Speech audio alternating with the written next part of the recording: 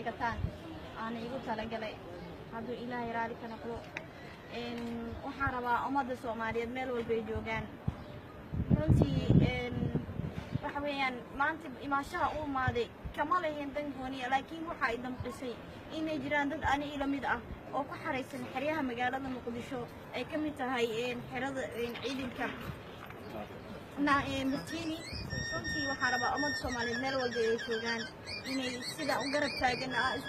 taagan anaga inay ayagana noo garab taagnaadaan insha Allah tacaala waxaan rabaa ummadda Soomaaliyeed inaan baa ku jeediyo baaqaas oo ah in aanan iloobin abooyin ku soo naafoobay dalkeena ilaa iyo 77 ilaa iyo hadda oo ku soo waxyeelo indhahooda ku beeleen lugahooda ku beeleen gacmahooda ku beeleen qaar xataa dareenkooda oo ku beeleen aana laga jiifanin ay ogaato madaxda qaranka meel walba ay joogaan waxaan rabaa adeer intaana afshin ahaan maanta ugu talagalay idinkana faatixada iyo soo mar waqti walba salaada tukataan inuu ilaahay caafimaad taam bisiyo intaana inay igu